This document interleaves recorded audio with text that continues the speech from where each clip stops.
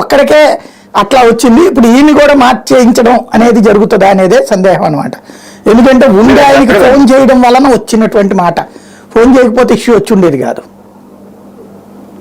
ఎవరు చేశారు ఫోను? పురంధేశ్వరి గారు చేశారని బ్రేకింగ్ న్యూస్లు వస్తున్నాయి. నిజమో కాదో నాకు తెలియదు. పురంధేశ్వరి గారు నల్లమిల్లి ఇట్లా మీరు తెలుగుదేశం కాదు బీజేపీలో చేరండి, అప్పుడు మీకు ఆ సీట్ ఇస్తాము అంటే ఆయన నిరాకరించారు అన్నది ఎంతవరకు వాస్తవమో తెలియదు. అదైతే నేను గంటాపదంలో చెప్తానండి, అటువంటి ఫోన్ చేసే వ్యక్తి అయితే కాదు. ఆవిడ కూడా నాకు ఇందాక 1 గంటకు ఫోన్ చేశారు వేరే పని మీద. నేను ఆవిడతో ట్రావెల్ చేస్తాను పార్టీ వచ్చినప్పటి నుంచి 10 years గా. నేను ఆవిడ గమనించింది, ఆవిడ మనస్తత్వం ప్రకారం అటువంటి ఫోన్లు అయితే ఆవిడ చేయరు. ఆవిడైతే చేయరు. ఒకవేళ ఏదైనా చెప్పు ఉంటే వాళ్ళ పార్టీ అధినేతకు చెప్తారు కానీ ఆవిడైతే చేయరు. అది మాత్రమే పక్కగా చెప్పగలను. రైట్. కృష్ణాంజనేయులు గారు, ఇదంతా ఎట్లా చూడాలి? ఏమైనా మార్పు చేర్పులు ఉంటాయా? సాయి గారు నమస్తే.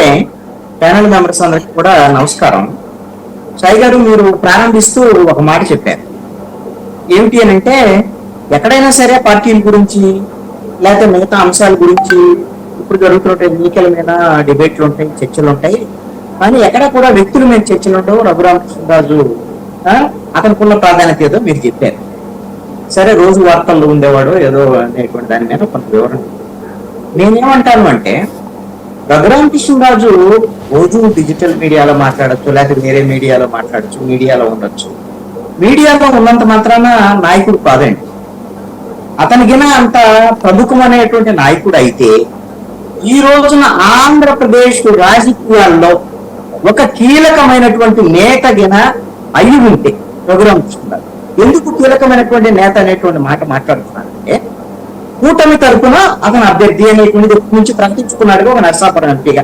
నేనే అభ్యర్థిని ప్రకటించుకున్నాను, రాలేదు, అది వేరే అంశం, అందాక తెలుసుకున్నాను.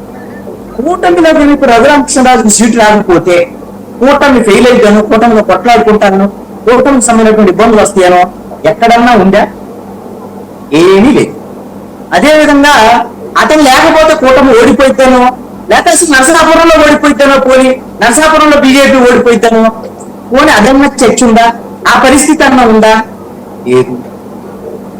అసలు నువ్వు రఘురామకృష్ణరాజుకు టికెట్ రాలేదంటేనే అర్థం చేసుకోవచ్చు, బీజేపీకి పనికిరాదు టికెట్ కి రఘురామకృష్ణరాజు. వాళ్ళ పార్టీలో లేడానికి వేరే, వాళ్ళ పార్టీలో చేరినా మీ టికెట్ అంటేనే వాళ్ళు ఇప్పుడు వాళ్ళు వేరే వాళ్ళు అభ్యర్థి ప్రకటించుకున్నారు. మాకు రఘురామకృష్ణరాజు వద్దని క్లారిటీ ఇచ్చారండి, ఇప్పటికే సంకేతం ఇచ్చారు. నేను అనుకుంటున్నాను, నాకున్నటువంటి సమాచారం ప్రకారంగా బీజేపీ అనే ఒక జాతీయ పార్టీ రేపొద్దున మళ్ళీ మూడోసారి అధికారంలోకి రాబోతున్నటువంటి పార్టీ ఆంధ్రప్రదేశ్ లో వాళ్ళు బలహీనంగా ఉంటే ఉండొచ్చేమో.